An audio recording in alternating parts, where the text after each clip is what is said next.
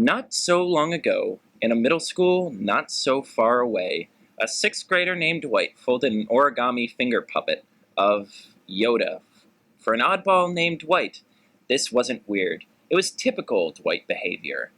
But what is weird is that Origami Yoda is uncannily wise and persistent.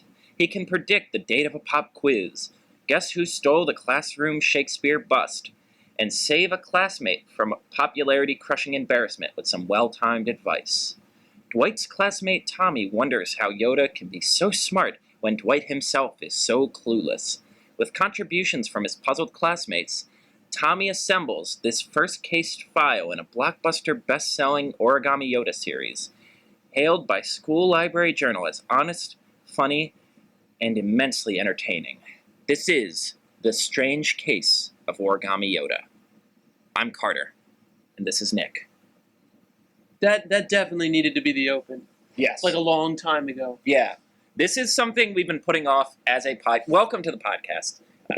This is something we've been putting off for quite a while, to be honest. We actually meant to do this in our second episode, so it's been a long time coming. Yeah.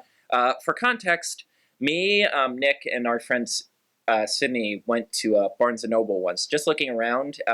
We made it a game of going through the kids section and just sort of making fun of everything. Not maliciously, just sort of fun, like, man, this is what kids are reading. Kids these days. Yeah. I mean, when you see something called, if the next time you want to bring your piano to the beach, don't, or what is Hurricane Katrina, you have some yucks. Yeah. Well, that one was new. Yeah, that one was new.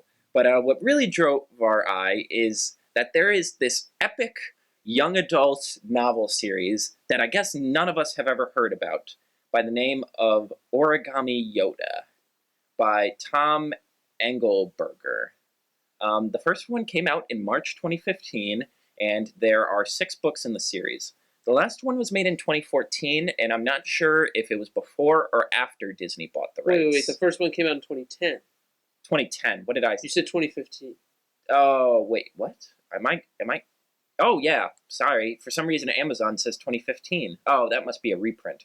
Okay, so Disney let them reprint it. That's nice. So Disney has some approval of this. The point is that Origami Yoda has existed in this world for 6 years. Almost over half a decade. And we haven't known about it. Yeah, no one told us. Unbelievable. I honestly don't know. Like, the first time we read this, we were...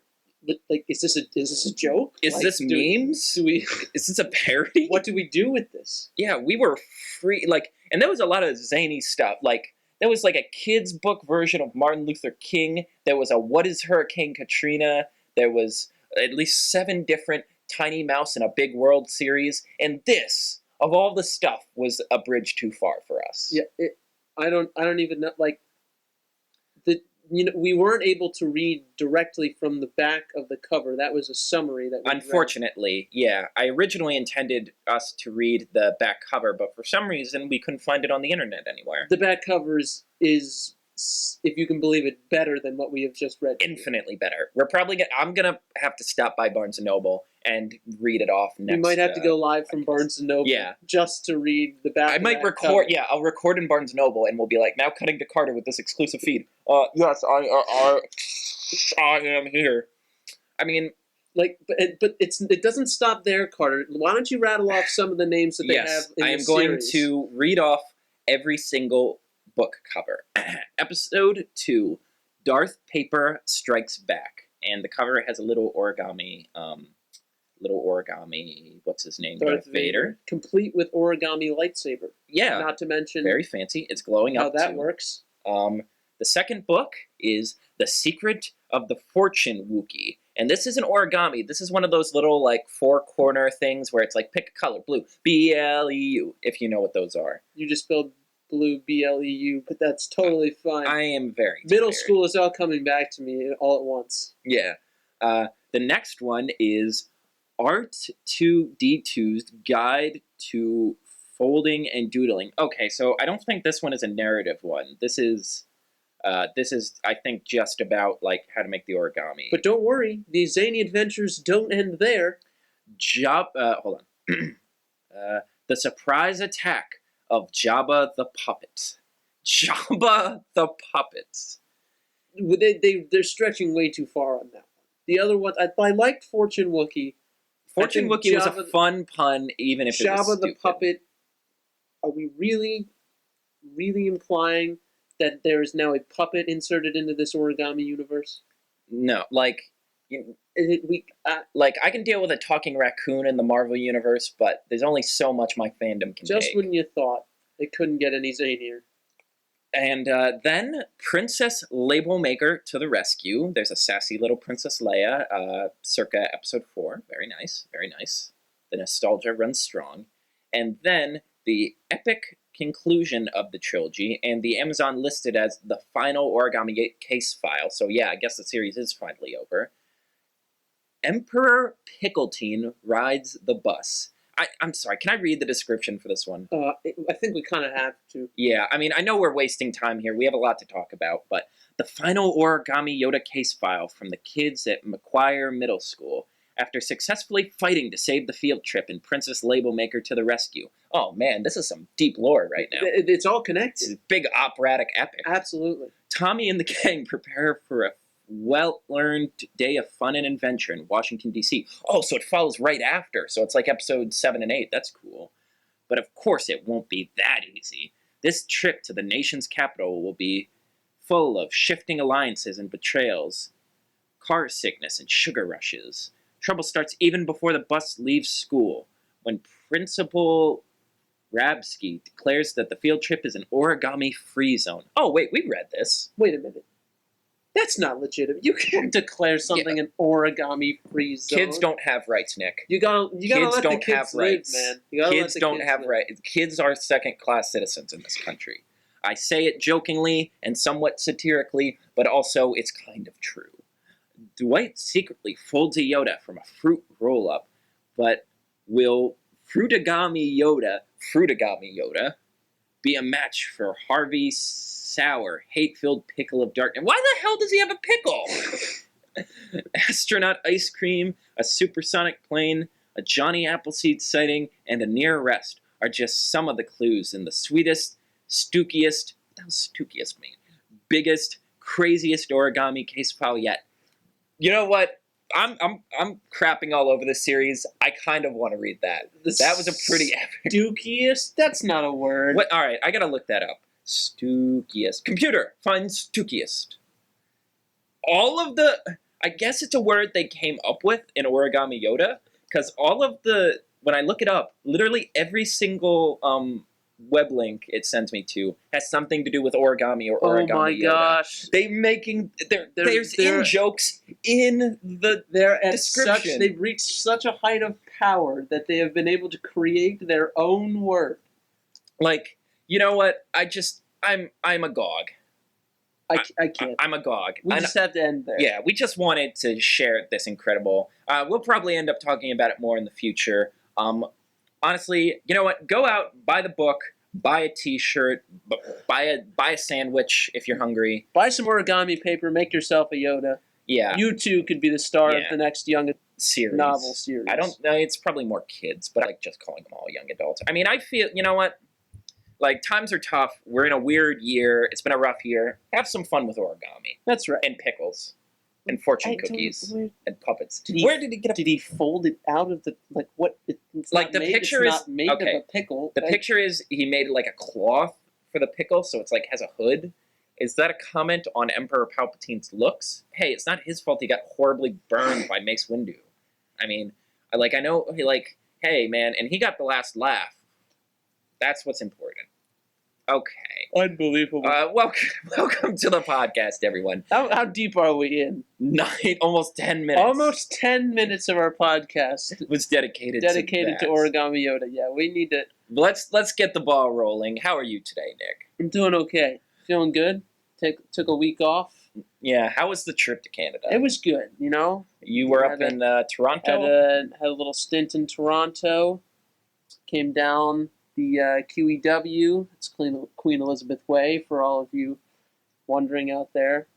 Hit up Niagara Falls for a couple of days. Beautiful spot, Niagara Falls. I've been really great. Yeah, the Canadian side's gorgeous. Yeah. I've never gotten to go, but everyone's like loser on the New York side. Yeah, it was pretty cool. So Yeah, that's awesome. good trip. Good to be back. Yeah, good to Back with the podcast. good to open with that nightmare. Yeah, I did mean to post something. I was gonna do like Steven Universe fan theories or something, but it really is a testament to how much working with someone motivates me to get the job done. Because when it's just me, I'm kind of like,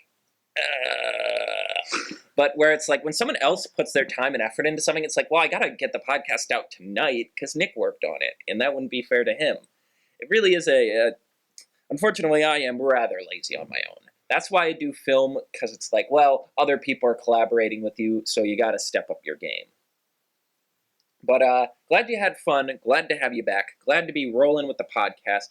We got a massively stuffed episode today. Yeah, lots of stuff to talk about. That we're going to, well, hopefully we're going to cover everything. Might go over a little long, who knows. But we begin today with Harry Potter and the Cursed Child, Book 8, though I use that in open Book quotes. is a very loose term, and apparently some of those are confused. We were at the midnight premiere at the local Barnes & Noble. Yeah, I pre-ordered a copy, went in, and I was hanging out with them just before I was leaving for 11 o'clock, and I was like, hey, you all should come with me. And, you know, we all had a pretty fun time, some arts and crafts, some snacks. I went in flying completely blind. Yeah, Nick is not a Harry Potter guy. Not versed in the Harry Potter universe. Yeah. Tried to get in line for face painting, but the line was too long, so we eventually gave up. Yeah. Yeah, it was cool. I had them like follow me as I walked through the line, so I could be one of those guys with a like posse cheering me on. Absolutely. Saw some friends, saw some frenemies, made peace, made love, made war. That's right. It was pretty cool. Really excited. It was kind of dour when you go in like, yeah, and it's all kids. Like it's no one my age, and I'm just like, oh. There were a couple of people. Yeah, but not enough. Older. It is interesting though. Yeah, and on a personal note, you can never have enough Harry Potter cosplay. Mm-hmm. The goth attire, the wizard robes, and all the nonsense. Never a negative. Let's go with that. Never a negative. Well, yeah, never a negative, unless you're like pro Slytherin. We all got sorted. Me and Nick are both in Ravenclaw. Yeah. He has no idea what that means. Apparently, I'm a nerd. Yeah, just go with nerd. That's the short version. That's all. You're either a nerd, a try-hard, a nobody, or a neo-Nazi. Those are the 4 houses. And I feel, yeah, look. I mean, the Slytherin is where Voldemort is, and then it's like. But like, how does Hogwarts keep a house that you have just labeled as neo-Nazi? Well, they describe it as pure blood, the house itself is described more as like, you know, cunning people and like they don't describe it that way. The people in the house are the ones who are very snobbish about like, we're the pure bloods. It's, you know, like their traits are like cunning, ambition, self-preservation, but it's also just happens to be the house where all of like the pure wizards are. Okay. Like, you know, there's no like muggle blood in their system. They're like, we are wizards. Like, you know, all the royal families. And I guess magic prevents you from getting inbred because you'd think like they'd all be like, you know, they wouldn't be that good at being wizards. They'd be all like great. That's a crude inbred joke. I'm just gonna stop there. Hey, but so we've got anyway a little bit. To the point of the story. So as you probably know, they made a play that is the 8th book. It takes place in the future with all their kids. It is a script. It is a script. Yeah, it was released in book form, but that book is just the rehearsal script put in on page. Clearly stated by J.K. Rowling herself. A tweet. Yes. And yeah, like they have hammered this home that this is script form multiple times. Multiple times.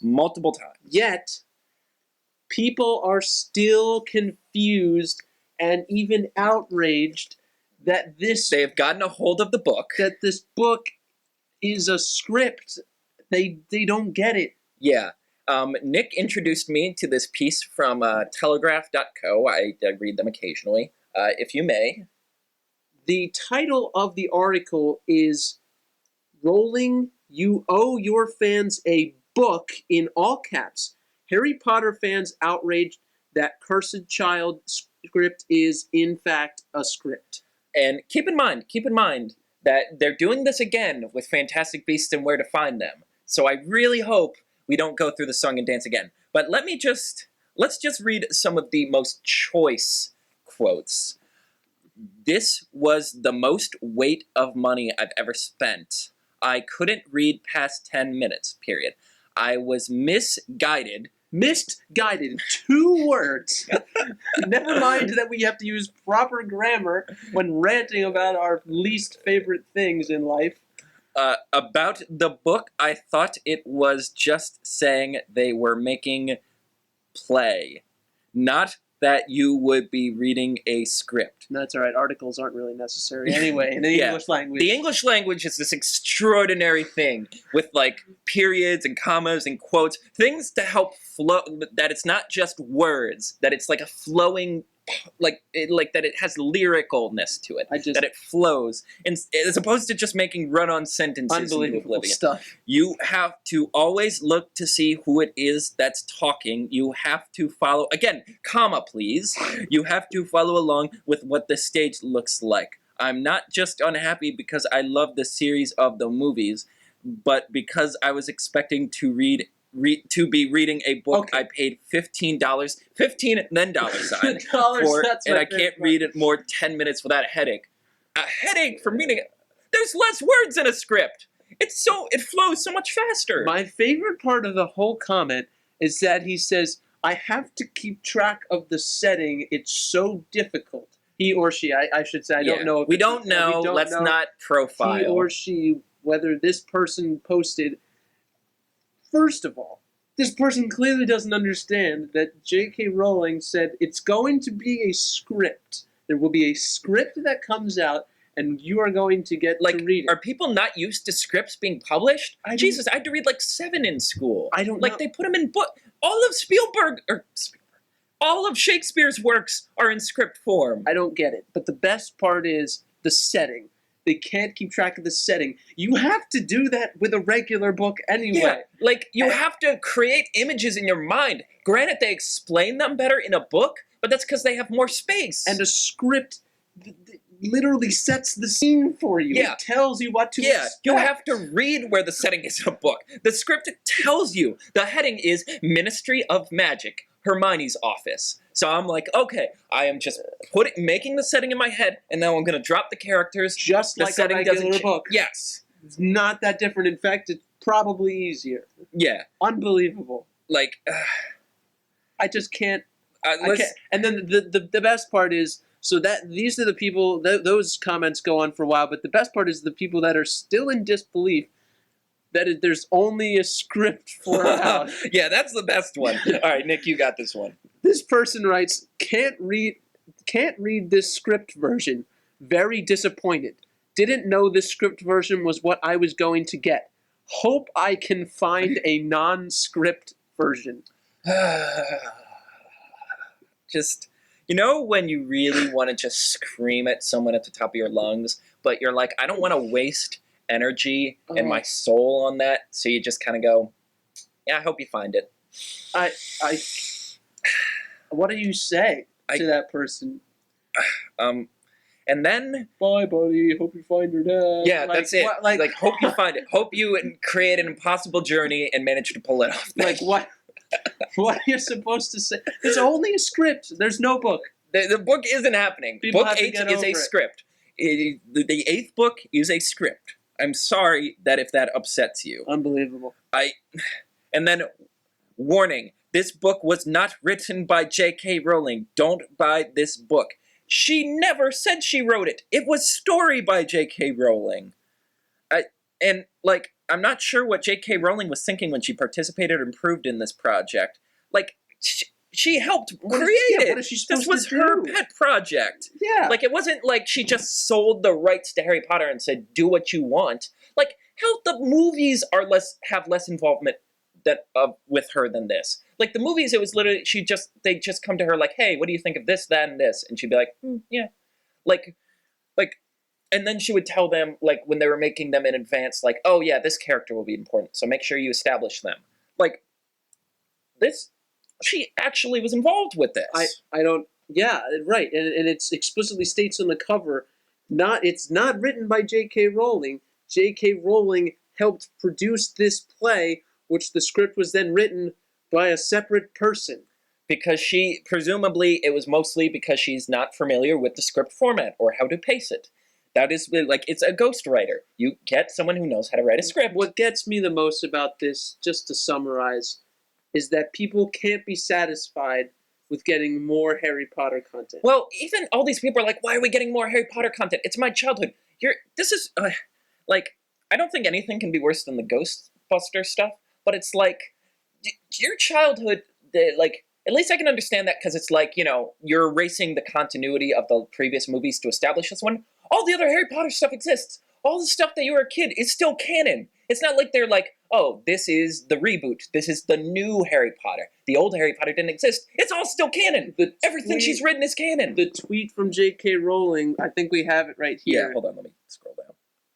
Is the hashtags used, hashtag not a novel, hashtag not a prequel. That's a running joke when the title came out, and that's all we knew, and everyone was like, oh, so it's a prequel. And she went borderline insane. So it's in line with the story, and people are complaining. And I that don't we're getting more Harry Potter. And it's like, understand you know what?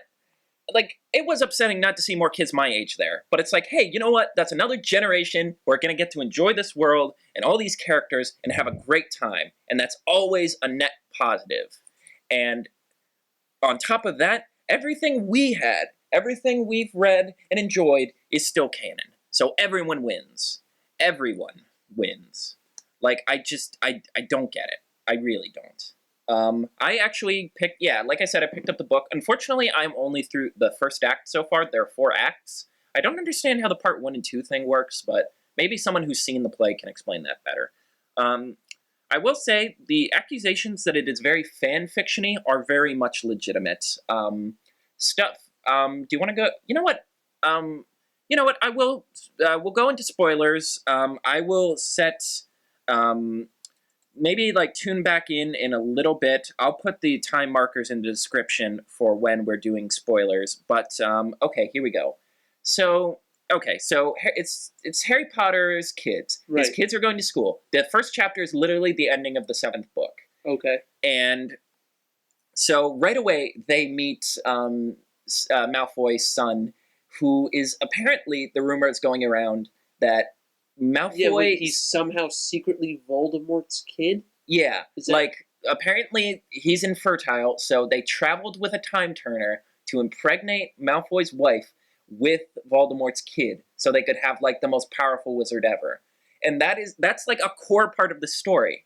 And then Harry's son, Albus, gets into Slytherin, and everyone's like, oh, Slytherin, ooh. And I guess he kind of sucks at magic, too. Like, it's so weird. Like, you think it's all just going to be the first year, but the first year, after he gets sorted, it just, like, fast-forwards through, like, 3 years, through, like, all of these different little scenes as he gets more and more emo and goth, and, like, sort of, like, whiny, where he's like, I don't want to go to Hogsmeade, I don't win, no one likes me. And it's all my fault for being Slytherin. Why couldn't I get in the house I wanted? And like, oh, my only friend is this kid. Why does he sound like this? He sounds like he's getting progressively more constipated. And then it flashes to like year 4, where the main plot kicks in.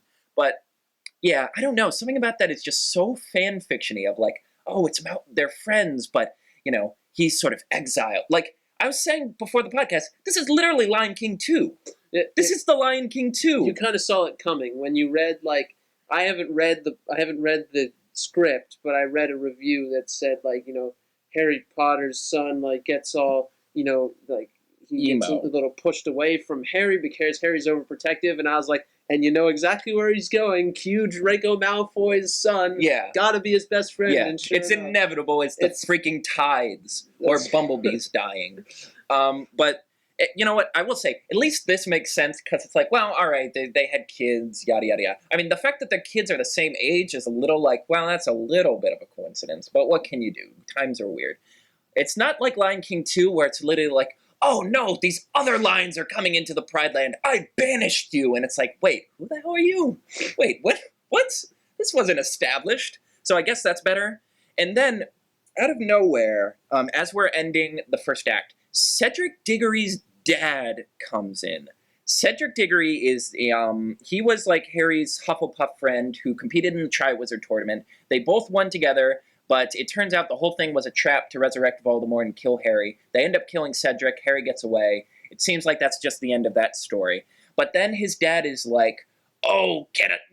I know you have a time turner. What? You gotta go back and save my son because it's not fair that you got to live. How many people died because of you?" Where did he come from, man? Literally a character we have not seen in 4 or well, I guess 3 because I'm not. I keep counting the 7th book as 2 because of the freaking movies. We haven't seen him in 3 books, and he just comes waltzing in as like a dementia-ridden, like sad old man. And then all of a sudden, Harry's son is like, "Yeah, I'm gonna right my dad's wrongs. We're gonna get this time turner." And it's like, what? This is the plot?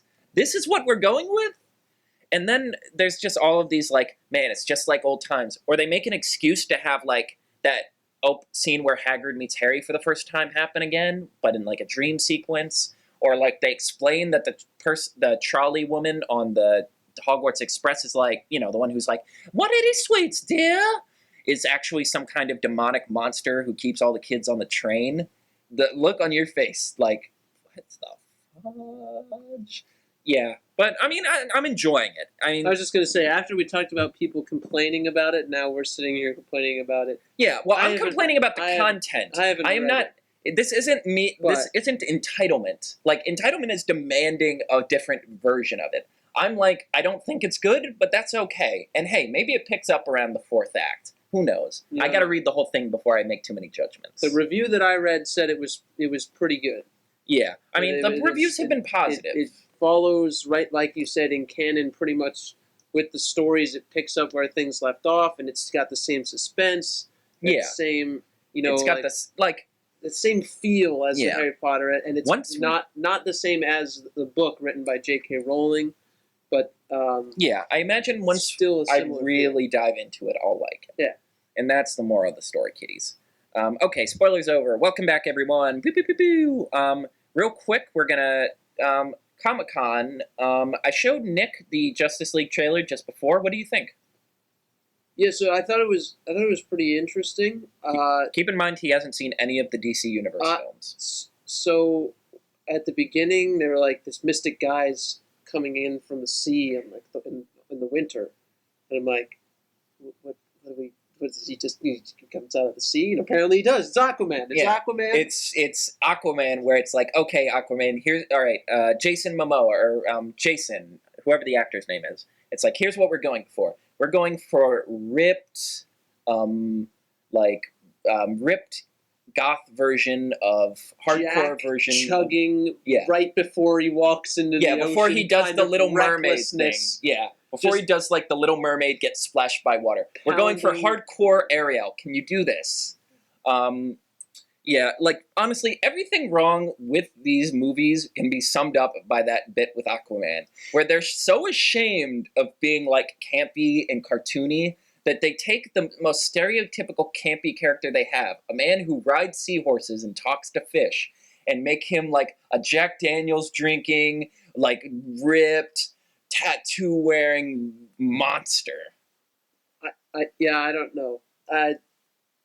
And I know the like narrative is, oh, we've learned our lessons from Batman v Superman, and it's going to be more lighthearted and fun. Where's the color? Why is there no color still?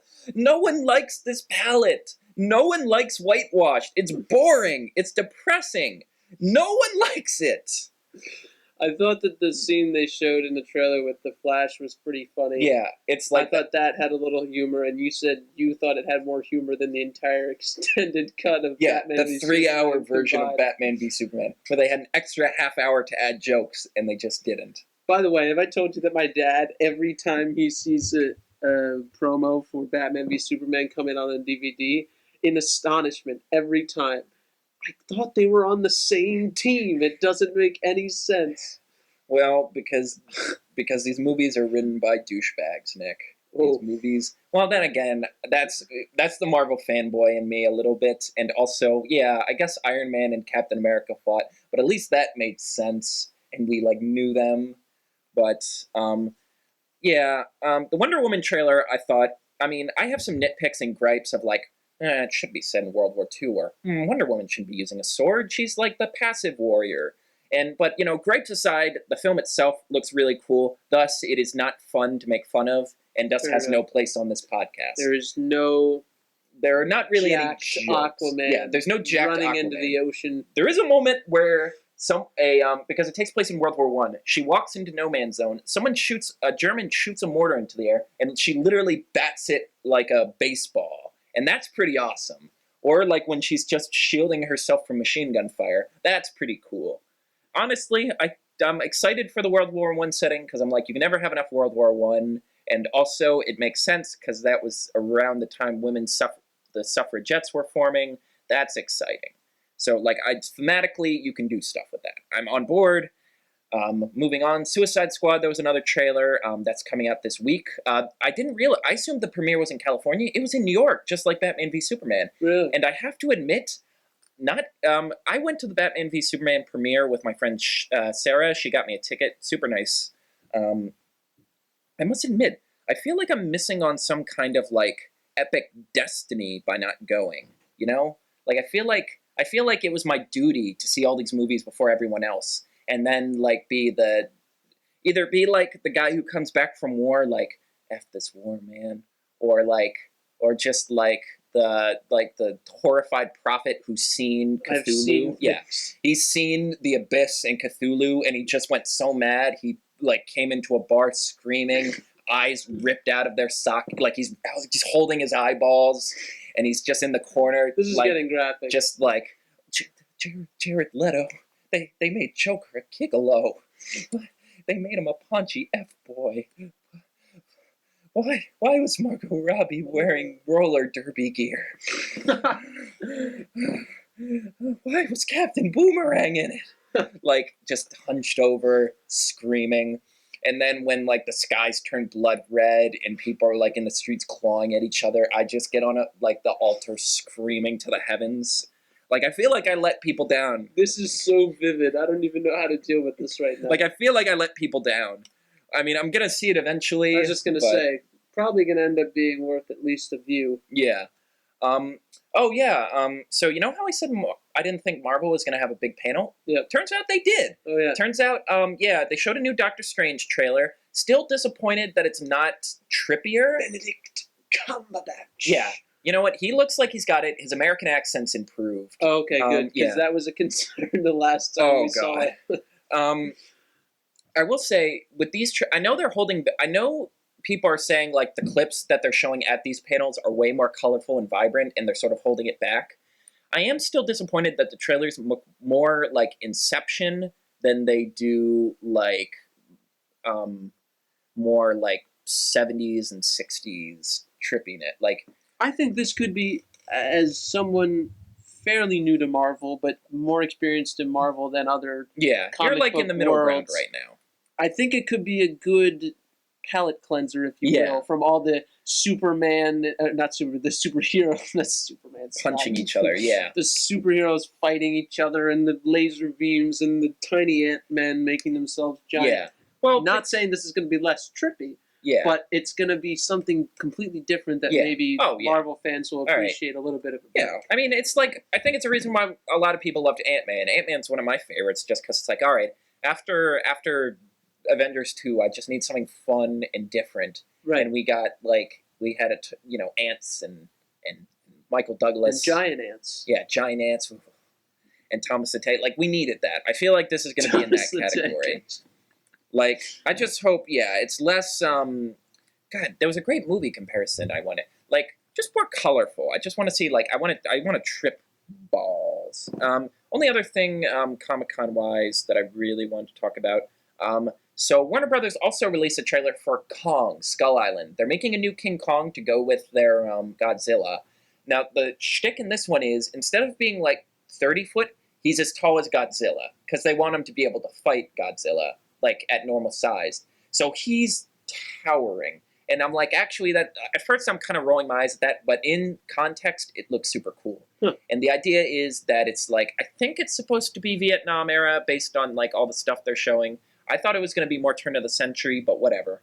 And they're on this island, and it's like, these are all prehistoric creatures, extinct everywhere else. And there's a scene where they're walking through Just pine happens to be a 300-foot monkey that happens, just hanging out on the island. Yeah, but, just whatever. waiting for someone to like drag him off the island so he can fight a giant lizard. There's just one scene where they're walking through all these palm trees, and all of a sudden they look up, and it looks like the palm trees are moving, but it's not palm trees. It's a giant spider.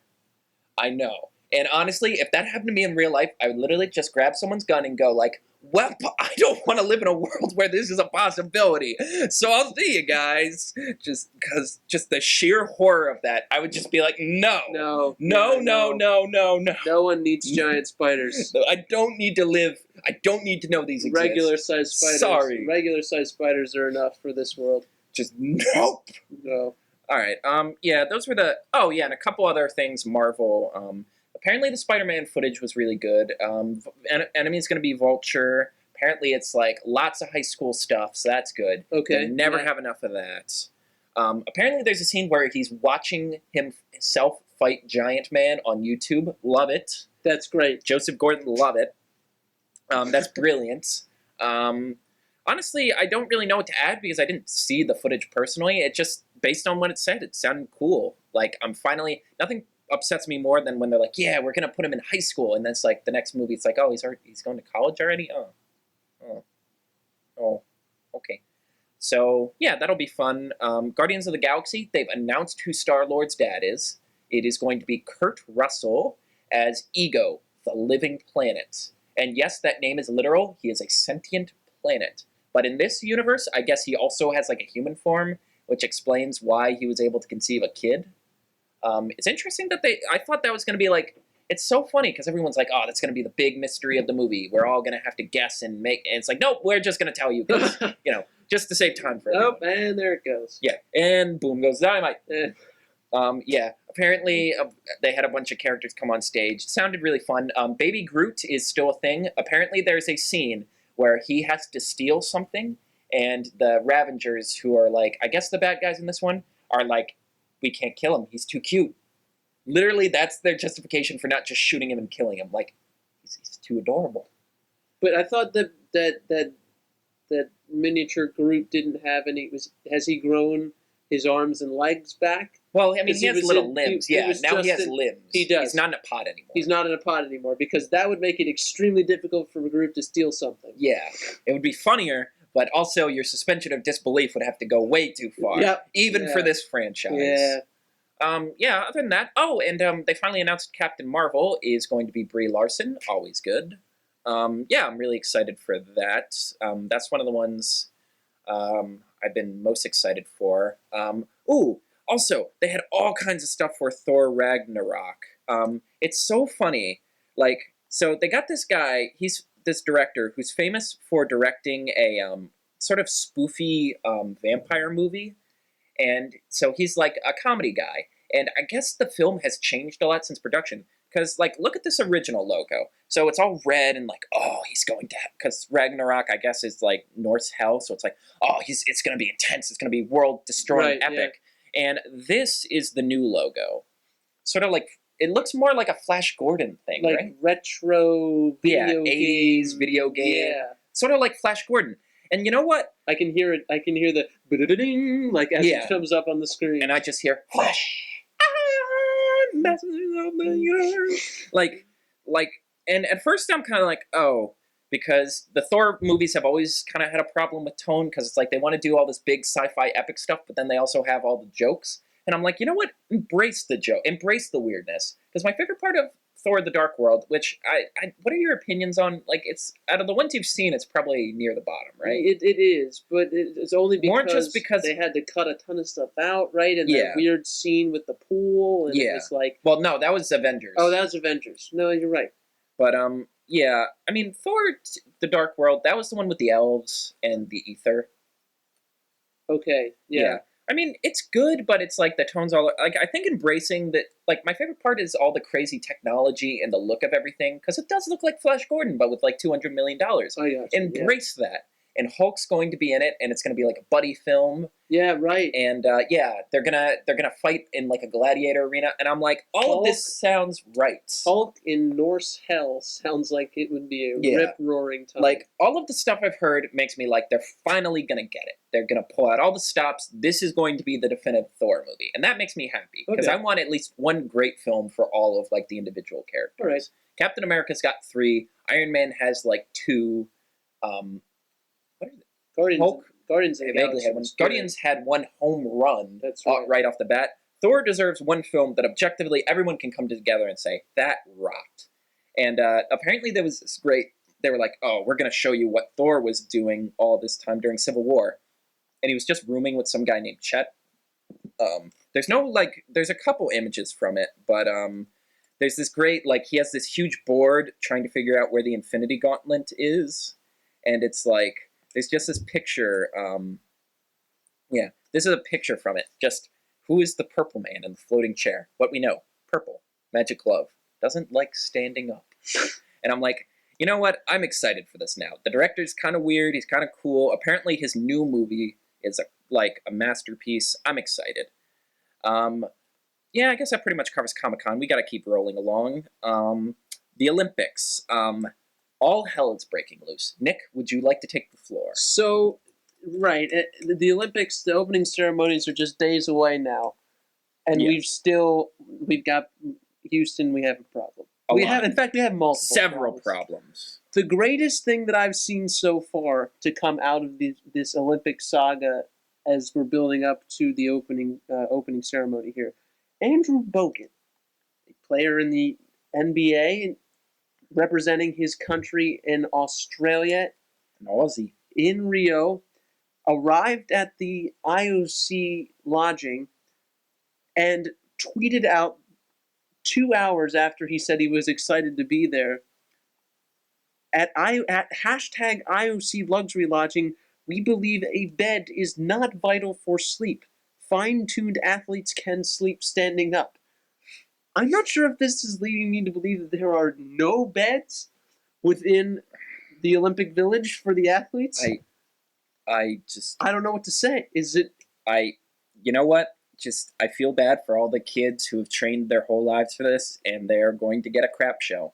Later, Andrew Bogut tweets out, hashtag IOC luxury lodging, putting together a shower curtain so we can shower and not flood the place. I feel, I told them. Yes, I did. I told them. Mm-hmm. What can we say other than we saw this coming from a mile away? This is the Donald Trump of sporting events. We saw it coming. No. We had all of the resources to stop it, and we willingly let it happen because it was easier than doing something. Water leaks, gas leaks, electrical faults. There was a trash that caught on fire in the parking garage. It forced the players out of the Olympic Village.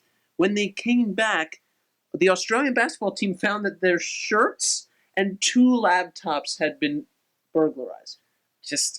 In their own Olympic Village. I wish I had witty retorts, but it's literally just like, what did we expect? Did we expect it was magically going to come together and not be a dumpster fire? I didn't expect there to actually be a dumpster fire, partner. Yeah. It was literally a dumpster fire. It was going... I feel really bad because it's like, you know what? Even though everyone told them this Olympics was going to be a disaster, all of the countries pressed on anyway because for national glory and this is the only way nations can show their pride without invading other countries and all these athletes have worked their whole lives to do this, and instead they are going to get to see the very worst we have to offer in terms of organizing massive sporting events. And this coming almost simultaneously with an AP report from a doctor that said, you might not want to stick your head in the water in Rio because you could contract some pretty awful stuff. There are going to be athletes competing in this water. What is it going to take to cancel this? Is a building literally going to have to explode? Does Donald Trump have to say something? Does do we need to form a coalition? Do we need the Thunderbirds and Voltron to come in and just destroy everything? I'll settle for the Thundercats. Okay. Okay.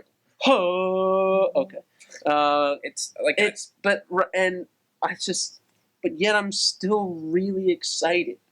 I love the Olympics, but I just don't know how to Is it even gonna to be honest, I'm sorry. I'm excited to watch, but is it going to be exciting? Are these athletes just going to be so tired from not sleeping in beds and just so worried about their own health that they're going to they're just going to be I'm not even worried about the events anymore. I'm just worried about making sure that I get that I stay healthy. And leave the Olympics in good health. This is gonna go down in the record books, man. You know what? I hope the people responsible for this in Rio get their comeuppance, because this is unfreaking acceptable. Unacceptable. On a separate note, and it's still pretty unbelievable, the United States basketball had their last exhibition game last night against Nigeria, in which they won handedly. They didn't have a game in which they won by less than 35 points. Well, at least we're gonna get a gold. Wait, did we play Spain yet? No. Okay, then, well, it might be a little. Their odds to win the gold medal in Rio, take a guess. 98. 1 to 20. Oh, wait, I forgot that was how they do it. Not 20 to 1. 1 to 20 odds to win the gold medal in Rio. That is absurd. If they go 8-0 in the Olympics, as was reported on ESPN this morning, they will break the record for most wins consecutively by any nation ever in history in basketball. That would be pretty dope. Unbelievable. Moving on. Carter's got to get his rage out about Pokemon Go. Oh boy. There's a lot to say here. So, short version. So, those familiar with the game know there used to be a tracking system. It would show you the most nearby Pokemon and a series of feet that would show you how close you got. Little footprints. Yeah, and while they were kind of hard to read, they would help. They were vital to playing the game. As in, it would be impossible to find them, because in the mile radius these Pokemon could be, it would be impossible without some sense of how close you are. About a week or so ago, the footprints stopped working. It was showing all 3 footprints for everyone. Niantic didn't respond. They never acknowledged it. They didn't do anything. They finally release an update that doesn't fix the problem, just literally erases the feet. So when you look at a nearby thing, it's oh great, these are Pokemon that are in a mile radius of you, and if you have the time, you can try to literally go every nook and cranny on the off chance you might stumble upon one. It's frustrating. So people have come and they've created websites that help you better locate these Pokemon. The biggest one being PokeVision. That would literally show you where these Pokemon are in your area and how long they'd be there. Recently, they've come out with a series of tweets announcing that their websites were being shut down to essentially realize the best wishes of Nintendo and Niantic. They have been cease and desisted. I am rage right now. This is some of the most anti-consumer bullcrap I've seen in a very long time from the gaming world, and God knows we have a lot of problems with that. It's and Niantic justifies this as, oh, there's this thing in our agreements that you're not allowed to do. You know what? I don't care. Your game in its current state is borderline unplayable. You released a product that isn't working properly, and people have gone out of their way to fix it for you. Not for profits, not to do it, not for any ulterior motives other than they love your game and they want people to be able to enjoy it and actually play it. And instead of acknowledging that, or acknowledging that you have screwed up, you have instead shut down everyone that is trying to fix your game for the benefit of you and the player base.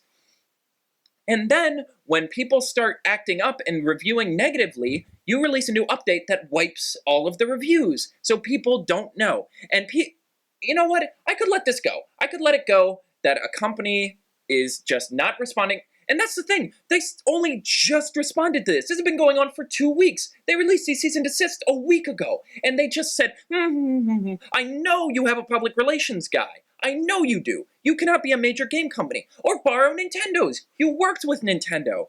And you know what? I could probably let it go. A company being crappy, a company acting up, because this happens a lot in the gaming world, frankly, and it doesn't surprise me. What I can't stand are the people rushing to defend this company. Like, oh, fans are being entitled. This is entitlement. Stop harassing them. No, this isn't entitlement. Entitlement is demanding J.K. Rowling release a version of the book, like a different version of this book, because you don't like the version you got. Me every time, man. Entitlement is demanding Mass Effect 3 gets a brand new ending because you didn't like. Those were products that were released, they were functioning, they did everything they said they would, and you just didn't like them. And that's okay that you didn't like them, but you're not entitled to a new version. This game, in its current state, is unplayable. It is broken. It is not fun. It's borderline unusable, frankly. I know you can play it. I know it's technically possible to play it, but it is it's not fun. It's not functional. It's not reasonable for a person with a day job with activities and people they need to meet and stuff they need to do and only 24 hours in a day and not unlimited resources to literally circle a mile radius on the off chance they might find one of these Pokemon. And you have the audacity to rush to defend these people who have not acknowledged that they're doing wrong, who have not acknowledged the scumminess of shutting down fan websites, who continue to not fix these problems, and are instead perfectly happy with sitting on all of the microtransactions you're giving them. It's unacceptable. And all right, if you think that Niantic's in the right, if you think fans are being entitled, here's what you do. Go find an article, Kotaku has a good one. Copy paste it into your Word document, literally go through and replace the words Niantic and Nintendo with EA and Activision. Because it's incredible the excuses people will make for Nintendo products. I love Nintendo too, but this is unfreaking acceptable. The fact that they can essentially be selling essentially selling this cultural phenomenon in the broken state that it currently is in, and then have the audacity to play the victim card is cosmic. It is cosmic that we're letting them do this just because it's popular. Well, but that's the thing, is that people are still playing the game because they like it so much. That's the thing. And that's they're the going to thing. get away with Frankly, the state they released it in originally with the feat was still broken. It was still a mess. But we loved it anyway, because we could play it, and we were having fun, and it was a good time. Now, it is not even fun, because there's no skill, there's no effort, there's no game. It is literally dumb luck. If you're lucky, you will find these Pokemon. If you're lucky, you'll have a good egg. There's no, game anymore. It is literally a frigging pachinko machine or a slot machine. It's surreal, really. And you know what? Fine. Broken product, I'd let it go. But the audacity to go after fans who merely want to enjoy your game is what I will not stand for. And I will not stand for people defending them for doing that. Next question. Yeah, next topic, please. The MLB Trade Deadline. Nick, you put this on the board. Do you have any interesting things? I need a minute. Oh, did I put that on the board? Yeah. Uh-oh. Well, I just think it's interesting. Yasiel Puig is apparently Yasiel Puig, there are rumors that he's going to be sent down to the minor leagues today after hitting only single-digit home runs, and I believe somewhere around 20 or 30 RBIs through a good two-thirds of the season. You really hate to see that. Yeah, because I like him. You know why I like him? I don't know that I like him. Because he reminds me of Hanley Ramirez. Manny Ramirez. Just a circus clown. He always does stupid stuff. He's kind of a goof. But you know what? He's having fun. He's playing the game and he's loving every minute of it. And you know what? People complain about him doing all this stupid stuff, but then he turns up results. Unfortunately, he's not, and that's why it's not working anymore. As far as the Phillies go, no trades. 0. Well, because they traded all of their valuable assets away already. And Jeremy Hellickson was the pitcher rumored to be shopped around to a number of different teams. The Phillies wanted a top-level prospect for him, and a lot of people felt that for a guy who's going to sit in the middle of someone's rotation. A lot of teams felt top prospect wasn't worth it.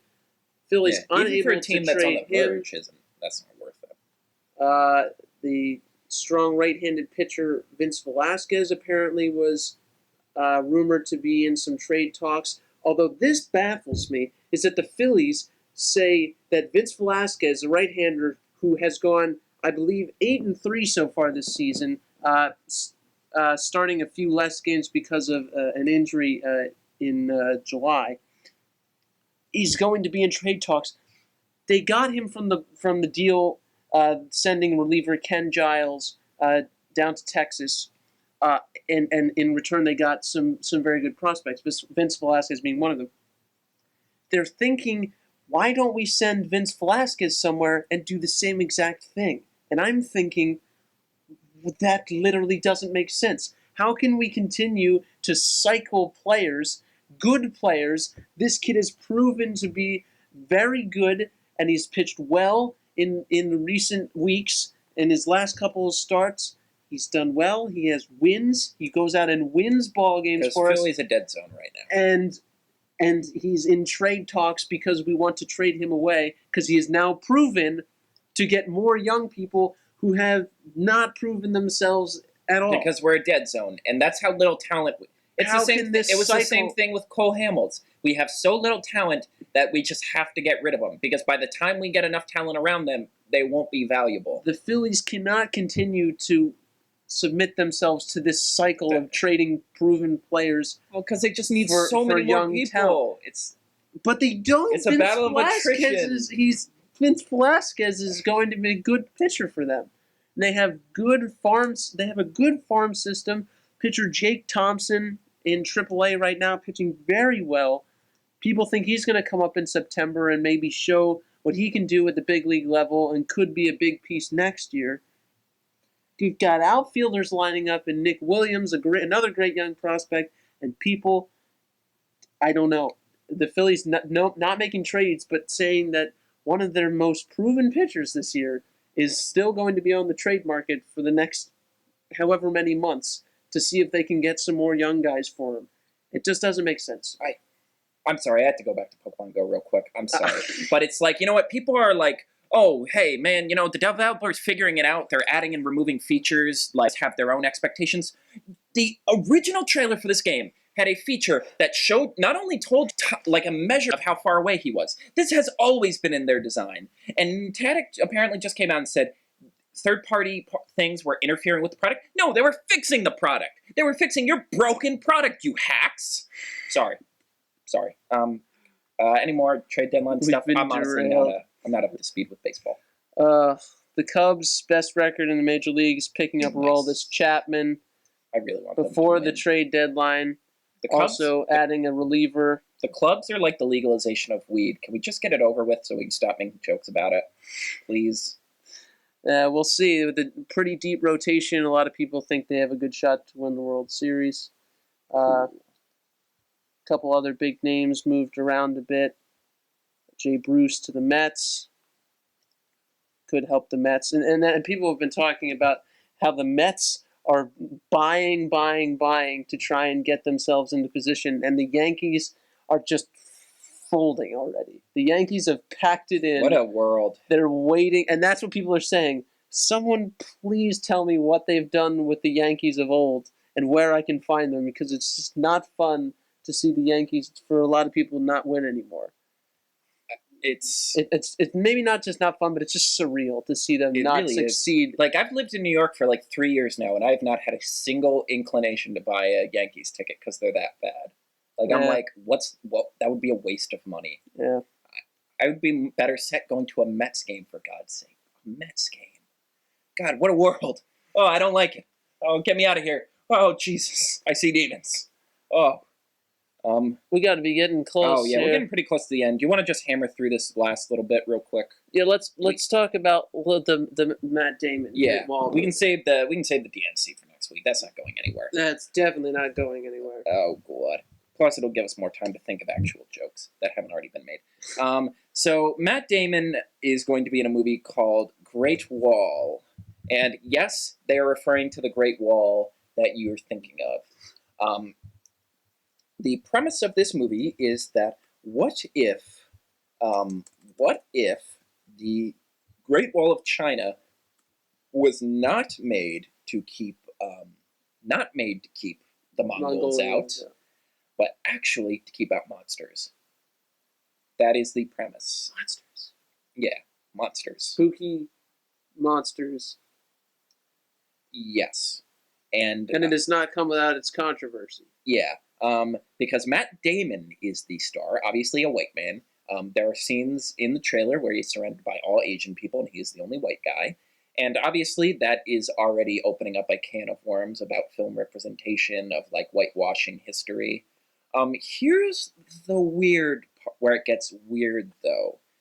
This film is largely fine while it is being released by Universal Pictures, distributed. The production companies are largely based in China. Right. This is a part of Legendary East's portfolio. It's partially funded by the Chinese Film Group Corporation. I'm not familiar with them. And it has a very famous Chinese director. Evidently, based on some discussions and research we've done, people are talking about it. Evidently, while here in America, obviously, we're having a lot of discussions about race and representation in film, leaning toward more or less whitewashing. Evidently, Chinese markets are going in the complete other direction. And this might be an oversimplification of it, but I guess, the cultural environment in China right now sees films with, notable white actors as, stereotypical Hollywood, and because they only get so many of those films a year, because, any film that wants to be filmed in China, or shown in China that's, not Chinese made, has to go through, Right, yeah. they only let in a set amount of films a year, and there's lots of restrictions and guidelines. Like I mentioned, the one where it's if you have ghosts in your movie, you either better come up with a good excuse to explain why they're ghosts, or not have it because they don't approve superstition. Interesting. So apparently, it makes stereotypical American films rarer and more desirable, I guess. I don't know. I don't really have anything sophisticated to add, but it's just a very interesting cultural blend where we're going one way and China's going the exact opposite way. I mean, obviously that'll probably change over time as they let in more and more films and film as a whole becomes more democratized across the globe. But it's interesting. I don't really have anything sophisticated or even jokes to add. Just the premise itself is so freaking ludicrous. Between that and Monster Trucks, this is the year where we quote unquote original ideas really jump the shark. Monster Truck is a movie that the title is literal. It is a monster truck that has a monster inside the truck. Oh. Yeah, this is see. People are we need more original films. Original films are jumping that shark, buddy. Other than that, some updates on Steven Universe. Second week, pretty darn good. Some big revelations. They had an episode that was essentially a not veiled metaphor for domestic abuse. That was ballsy, especially for a kid's show. We got some more glimpses into the past. One of my fan theories came true, and I gotta admit, that is super, I get why people make these now. They're super empowering when you get them right. Because it's okay, there was this rebellion of the Crystal Gems who wanted to save Earth and the Homeworld Gems who wanted to destroy it. Homeworld Gems left, but there was only 4 Crystal Gems left, and you're well, that's weird. And in one of the flashbacks that shows all of them fleeing, there's this huge flash of light, and I'm oh, that's a super weapon. That's why there's only 4 Crystal Gems left. And I was right. The Diamonds did some kind of thing that corrupted all these gems and mutated them into monsters. They can't turn into their normal bodies. And I'm oh, chips! I called it. Yes, I feel so empowered. I feel big, man. I feel like I could take on a mountain. Last night's episode was really, really fun. They're going on a gem hunt. Lots of fun. X marks the spot. X marks the spot. Another episode with Greg. I always love the flashback episodes with Greg and Rose dating. Sour Cream appeared as a baby. And hey, he is the coolest baby I've ever seen, and how dare you question him? I'm not questioning well, I am kind of questioning Sour Cream by itself. But the fact that his brother's name is Onion is a little bit too far for me. Okay, fine. Well, because their mom's head looks kind of like an onion with the haircut. Okay, Okay. what do you want? But yeah, Maybe I love. not name your child Onion. Yeah, I love I love those flashback episodes because I just love seeing all the characters in their '80s gear. Like, it's a shame they don't do more merchandise in terms of like action. Like, because if this was the '80s and like all these shows had action figures, I'd have to buy like 6 for all the variants of like the gem outfits, and I'd probably have to have at least 3 of the '80s versions of all of them. I love that. This week's going to be huge, 100th episode. Oh, yes. Yeah, they're adding a new member to the Crystal Gems, Bismuth. Bismuth is this weird kind of like squarey rock that's all rainbowy. Oh, okay. So Revelations, big stuff. Probably do. I think I think there's one more week of Steven Summer after that, where I'll finally be able to wrap everything up, and we'll actually get to spend more than 5 minutes of me gushing about the show. But yeah, big stuff. Excited. Universally loved, universally hated, universally banana, universally Sour orange. cream and onion. So you're not gonna get past that, are you? No. What if I told you they like fight monsters and stuff? I don't know. I maybe. It's just the name. I don't know. Okay. It gets me. I'm sorry. Well, they're only in a couple episodes. All right. I think we're just about wrapping up here. We're a little longer episode than usual. Thank you all for watching. Neatic, you should be ashamed of yourselves. Harry Potter fans, just it's a script. You gotta learn to live with it. Olympics, what else can we say? Matt Damon, probably shouldn't do Project Greenlight again. Origami, A-okay in my book. Oh, yeah. Origami. Yeah, that's the one. There it is. I knew I'd get one. Fortune Wookie. Fortune Wookie. Gotta love it. That's what we're ending on. Fortune Wookie. I'm Carter. I'm Nick. And buy a Fortune Wookie. All right, I hit record. Breaking news. This just in, last minute addition to the episode. Nick reminded me of a big news thing that relates to a frenemy of mine. We got to discuss this. I'm sorry. So Draymond Green has had quite the interesting couple months here. He's been accused of purposely kicking players in the groin on the court and was indeed suspended for one game in the NBA Finals for doing so. He was also alleged to have assaulted a former Michigan State football player by slapping him, and those charges were eventually settled. A new revelation that has come out. Breaking news. Over the last couple of days. Draymond Green on Snapchat first claimed he was hacked and then later admitted that it was merely a mistake, accidentally sending a picture of his own genitalia out onto his Snapchat story for the world to see. Of course it did. Of course it did. That's not the best part. TMZ Sports is reporting that on Tuesday, Vivid Entertainment founder Steve Hirsch sent Green a letter in the mail saying that he would pay him $100,000 to do an adult film entitled Drezilla. Was it that impressive? This is real. Was it that impressive that this guy's like, gotta have it? I don't want to go into that. I don't. I haven't seen it. Yeah, Gawker fortunately censored it. Fortunately, they just put a little picture of Draymond Green covering it. The fact that someone actually reached out to Draymond Green to star in an adult film. Oh, they do that all the time, man. It just makes me laugh. You know what? This guy and his kicking people in the groin and he had his to prove own he had groin, and it's just, I don't know. There's too much groin. Honestly, yeah, too much. That's the moral of the story. Slightly too much groin. Anyway, that's our final thing for today. That had to be shared. Yeah, it had to be tacked in at the end. Unbelievable stuff.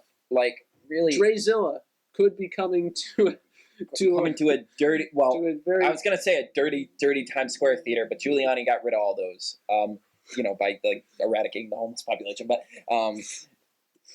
instead coming to a gross laptop near you. I was just gonna say. Burn that after watching. Destroy that laptop. Drag it into the ocean. Just drop it in the ocean. Hope no mermen find it. Hashtag Drezilla out. Hashtag. That's how we're ending. Drezilla